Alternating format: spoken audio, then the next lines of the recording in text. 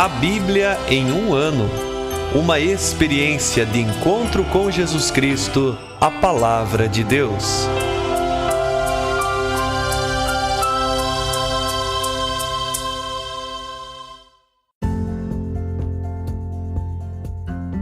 Olá, eu sou o Jefferson, seminarista na Diocese de Ponta Grossa, Paraná. Você está ouvindo o podcast A Bíblia em um ano. Usando um plano de leitura cronológico, leremos a Bíblia toda em 365 dias, descobrindo como a história da salvação se desdobra e se atualiza em nossas vidas e também na vida da própria Igreja. Nós estamos usando a Bíblia Católica com a tradução oficial da CNBB, a Conferência Nacional dos Bispos do Brasil. Você pode baixar também o plano de leitura completo por meio de um link que você encontra na página do Instagram, abiblia.emumano, ou então pelo facebook.com/seminariopg. Inscreva-se nesse podcast por meio da plataforma que preferir e assim receba as notificações diárias dos novos episódios.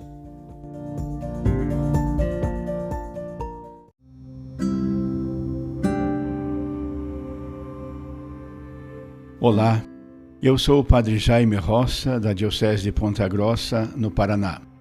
Antes de iniciarmos a leitura e a escuta dos textos bíblicos propostos para hoje, peçamos que pela ação de Deus, a sua palavra frutifique em nossas vidas. Em nome do Pai, do Filho e do Espírito Santo. Amém. Senhor, envia teu Espírito Santo para que eu compreenda e acolha a tua palavra, que eu possa conhecer-te, amar-te, servir-te e louvar-te, a fim de que pelo testemunho da tua palavra todos te adorem. Faze, ó Deus, que pela leitura da tua palavra os pecadores se convertam, os justos perseverem na graça e todos consigamos a vida eterna. Por Cristo nosso Senhor. Amém.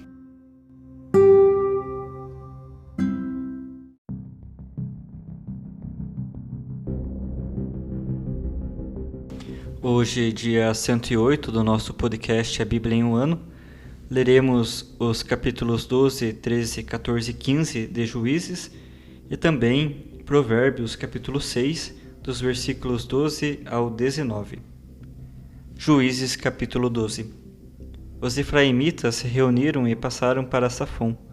Disseram a Jefté: Por que foste combater os amonitas sem nos chamar para irmos contigo? Vamos atear fogo em ti e em tua casa. Jefté lhes respondeu: Eu e o meu povo tivemos grandes conflitos com os amonitas. Eu vos pedi socorro, mas não me livrastes das mãos deles. Percebendo que não tinha quem me salvasse, arrisquei minha vida. Avancei contra os amonitas e o Senhor os entregou em minhas mãos. Por que subistes hoje para combater contra mim? Então Jefté reuniu todos os homens de Galaade para lutar contra Efraim.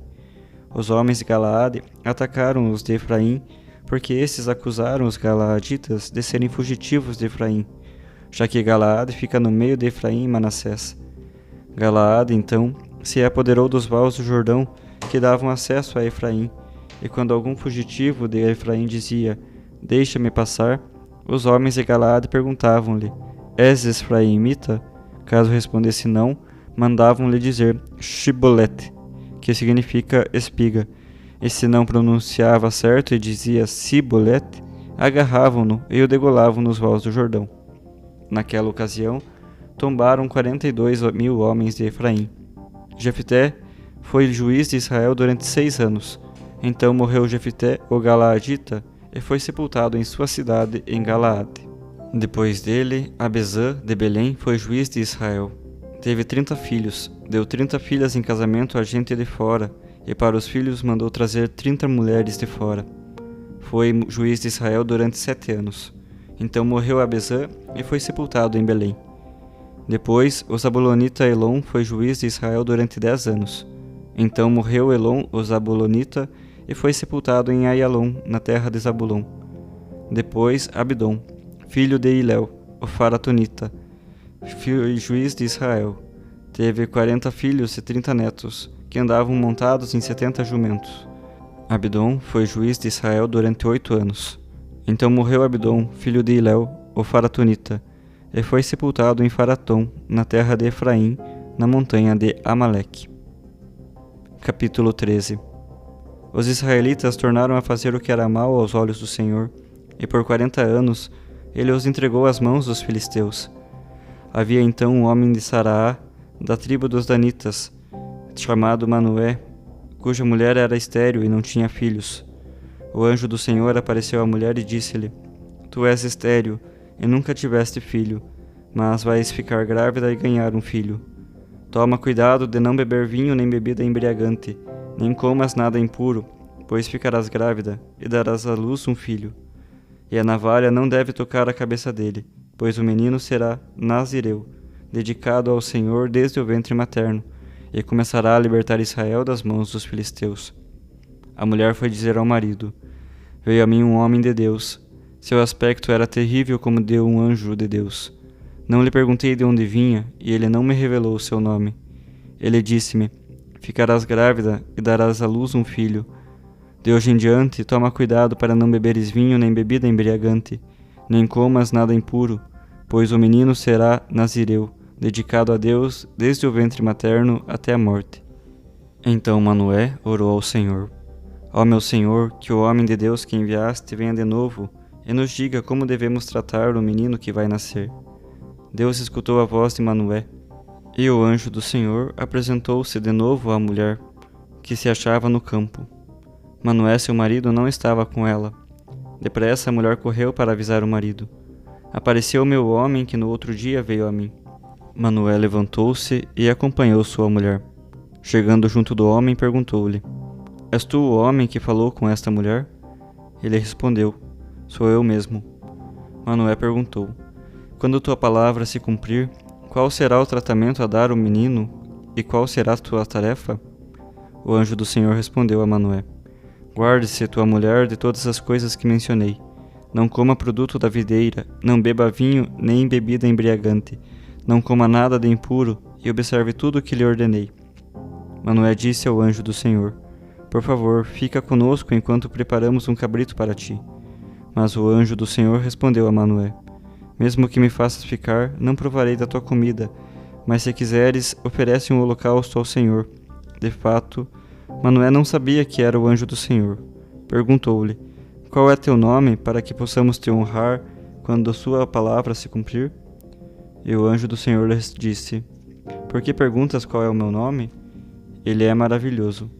Então Manoé tomou o cabrito e a oblação e ofereceu sobre a rocha um sacrifício ao Senhor que faz maravilhas. Manoé e sua mulher ficaram observando. E enquanto a chama de cima do altar se elevava ao céu, subiu também na chama do altar o anjo do Senhor. À vista disso, Manoé e sua mulher caíram com o rosto por terra, e o anjo do Senhor não mais tornou a aparecer-lhes.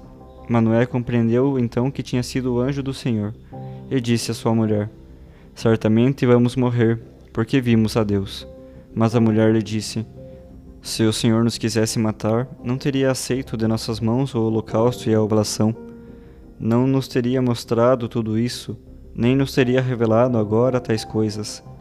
Ela deu à luz o filho e pôs-lhe o nome de Sansão. O menino cresceu, e o Senhor o abençoou. O Espírito do Senhor começou a impelir Sansão, no campo de Dan, entre Saraá e Estaol. Capítulo 14. Sansão desceu a Tâmina e viu ali uma jovem filisteia. Voltando para casa, comunicou a seu pai e a sua mãe: Eu vi em Tâmina uma jovem filisteia. Agora, tomai-a por mulher para mim. Os pais lhe responderam: Acaso não há mulher entre as filhas de teus irmãos, ou entre todo o meu povo, para que vás tomar mulher entre os filisteus, esses incircuncisos? Mas Sansão insistiu com o pai: Pede-me esta mulher, pois é ela que agrada aos meus olhos.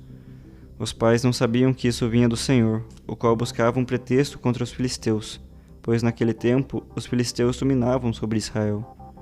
Sansão desceu com seu pai e sua mãe a Tâmina.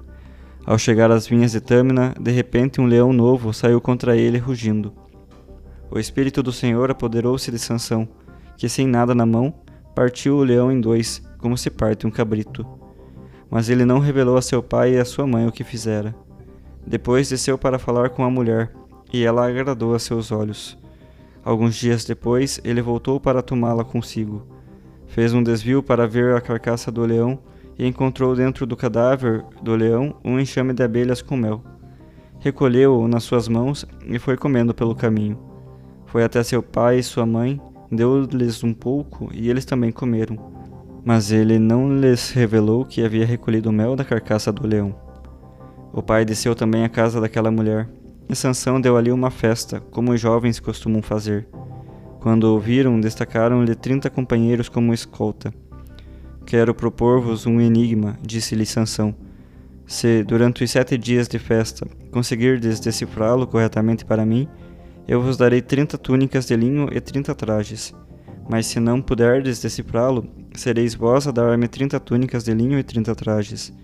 Eles disseram, propõe teu enigma, queremos ouvir. Sansão disse-lhes, do que come saiu comida, e do forte saiu doçura. Nos 3 primeiros dias não puderam decifrar o enigma.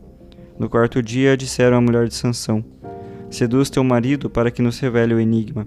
Do contrário, atearemos fogo em ti e na casa de teu pai. Ou acaso nos convidastes para nos roubar? A mulher de Sansão começou então a chorar junto a ele e disse, tens apenas ódio e não amor por mim? Propuseste um enigma para os filhos de meu povo, mas não me revelaste o sentido. Sansão lhe disse, nem a meu pai e a minha mãe revelei o sentido, e deveria revelá-lo a ti? Ela ficou chorando junto a ele durante os 7 dias de festa. No 7º dia, de tanto ela o importunar, Sansão lhe revelou o sentido, e ela o contou aos filhos de seu povo. No 7º dia, antes do pôr do sol, os homens da cidade disseram a Sansão, o que é mais doce do que o mel? O que é mais forte que o leão? Sansão lhe disse, se não tivesseis lavrado com minha novilha, não terias resolvido o meu enigma. Então o Espírito do Senhor apoderou-se de Sansão. Ele desceu a Ascalon, matou ali 30 homens, despojou-os e deu os trajes aos que adivinharam o enigma. Depois, fervendo de ira, subiu à casa de seu pai, e a mulher de Sansão foi dada a um dos companheiros da escolta. Capítulo 15. Algum tempo depois, por ocasião da colheita do trigo, Sansão foi visitar sua mulher, levando uma cabrita. Vou ver minha mulher no seu quarto, disse ele. O pai dela, porém, não o deixou entrar, e explicou. Eu pensei que devias ter muito ódio por ela, e por isso a dei a teu companheiro. Ora, a irmã mais nova não é mais bonita do que ela? Aceita-a no seu lugar. Sansão respondeu, desta vez sou inocente do mal que vou causar aos filisteus. Ele se foi, capturou 300 raposas, pegou tochas, amarrou-lhes as caudas 2 a 2, e a cada dupla atou uma tocha no meio. Depois acendeu as tochas e soltou as raposas nos trigais dos filisteus, incendiando tudo, tanto o trigo já empilhado como o que ainda estava por ceifar, tanto as vinhas como os olivais. Os filisteus perguntaram, quem fez isso? Foi Sansão, disseram, o genro daquele homem de Tâmina, porque esse deu a mulher de Sansão ao companheiro. Então os filisteus subiram e queimaram a mulher com seu pai. Sansão lhes disse, já que fizestes tal coisa, não descansarei enquanto não me vingar de vós. E golpeou-os bravamente numa luta corpo a corpo, provocando grande matança. Depois desceu e foi morar na gruta de Etã. Os filisteus subiram, acamparam em Judá, e fizeram uma incursão na região de Leque, isto é, Queixada. Os homens de Judá perguntaram, por que subistes contra nós? Os filisteus responderam, subimos para amarrar Sansão, para fazer-lhe o mesmo que ele nos fez. Então 3.000 homens de Judá desceram até a gruta de Etã e disseram a Sansão, não sabes que estamos sob o domínio dos filisteus? Por que fizeste isso conosco? Sansão lhe respondeu, assim como fizeram a mim, eu fiz a eles. Os outros disseram, viemos para te amarrar e entregar-te às mãos dos filisteus. Sansão respondeu, jurai-me que vós mesmos não vos lançareis sobre mim. Eles disseram, não, viemos apenas para te amarrar e entregar-te nas mãos deles. De maneira alguma te queremos matar. Amarraram-no então com 2 cordas novas e retiraram-no da gruta. Ao chegar a Lequi, os filisteus saíram contra Sansão com gritos de guerra. Então o Espírito do Senhor apoderou-se dele, e as cordas sobre os braços tornaram-se como fios de linho a queimar no fogo, e as amarras nas mãos se desfizeram. ele encontrou ali, à mão, uma queixada de jumento recém-morto. Pegou-a com ela, matou 1000 homens. Depois Sansão disse: com uma queixada de jumento eu os amontoei, com uma queixada de jumento 1000 homens eu matei. Dizendo isso, jogou fora a queixada, e chamou aquele lugar Ramat-Lequi, que significa Alto da Queixada. Como estivesse com muita sede, Sansão suplicou ao Senhor: Tu concedeste pelas mãos de teu servo esta grande salvação. Agora, porém, vou morrer de sede e cair nas mãos desses incircuncisos. Deus abriu então a fonte que está em Lequi, e dela saiu água. Sansão bebeu, retomou alento e reviveu. Por isso o nome da fonte que se acha em Lequi é até hoje Fonte do Suplicante. Sansão foi juiz de Israel no tempo dos filisteus, durante 20 anos. Provérbios capítulo 6, versículos 12 ao 19. É um iníquo um ser inútil, o que anda com a falsidade na boca, pisca os olhos, bate com o pé, faz sinais com os dedos, trama perversidades em seu coração, maldade em todo o tempo, semeia discórdias. Por isso chegará de repente a sua perdição, e de improviso ele ruirá, sem remédio. 6 coisas detesta o Senhor, e uma 7ª sua alma abomina: olhos empinados, língua mentirosa, mãos que derramam sangue inocente, coração que maquina projetos perversos, pés velozes para correrem ao mal, a testemunha falsa, proferindo mentiras, e quem semeia a discórdia entre irmãos.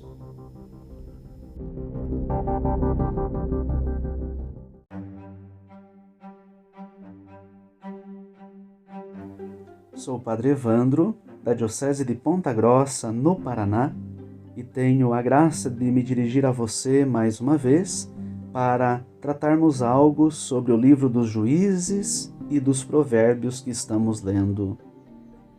No livro dos Juízes aparecem hoje 2 grandes juízes maiores, Jefté e Sansão, e também, entre um e outro, os juízes menores, Abesã, Elon e Abdom, que governam o povo por 25 anos. Interessante nesses textos perceber que a missão é resposta a um chamado e a um desígnio divino. Mas também a missão que temos no povo de Deus nem sempre vai ser compreendida. Jefté, no caso de hoje, não é compreendido pelos efraimitas.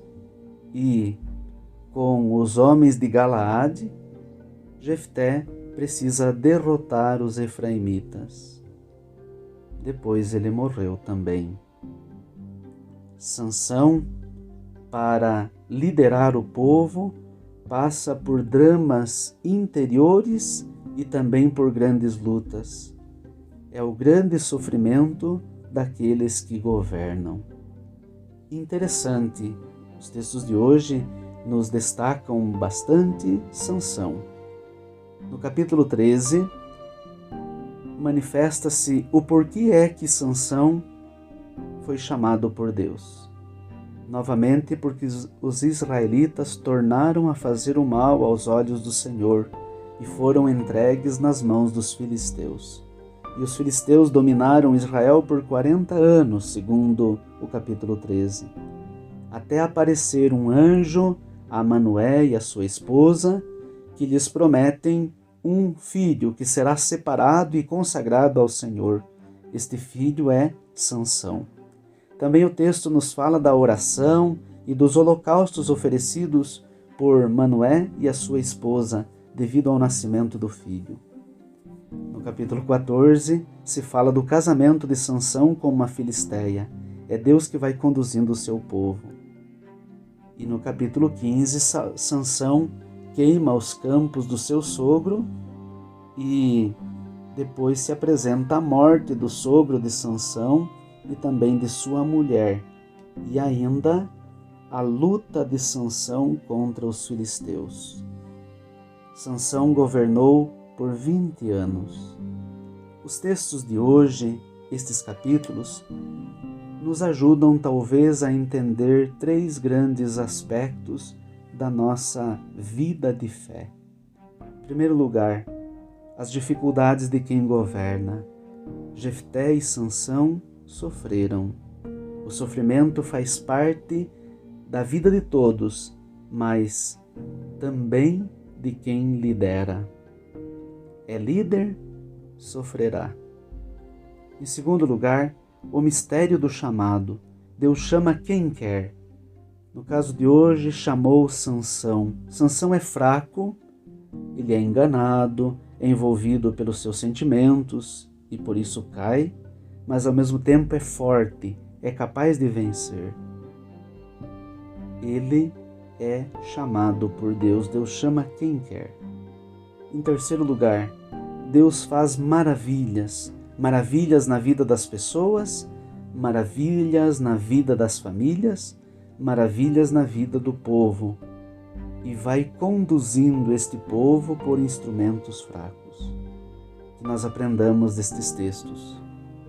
Aprendamos, acima de tudo, que falsidade não pode estar na nossa boca e nem perversidade no nosso coração. Também diz os versículos dos provérbios que lemos, daquelas coisas que Deus abomina. O que é que Deus não quer? Olhos empinados, língua mentirosa, mãos que derramam sangue inocente, coração que faz projetos perversos, pés que correm para o mal. Também Deus não gosta de testemunhos mentirosos e nem de discórdias. Que nós aprendamos a ser do jeito que Deus quer que sejamos.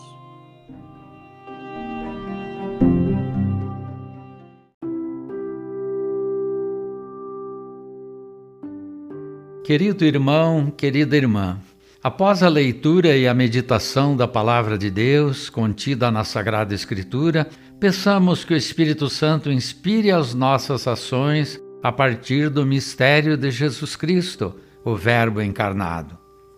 Oremos. Ó Deus, concedei ao vosso povo alimentar-se cada vez mais da vossa palavra e nela encontrar a fonte da vida. Por nosso Senhor Jesus Cristo, vosso Filho, na unidade do Espírito Santo. Amém. Quem vos fala é Dom Sérgio, bispo da Diocese de Ponta Grossa, no Paraná. Que desça sobre vós a bênção de Deus Todo-Poderoso, Pai e Filho e Espírito Santo. Amém.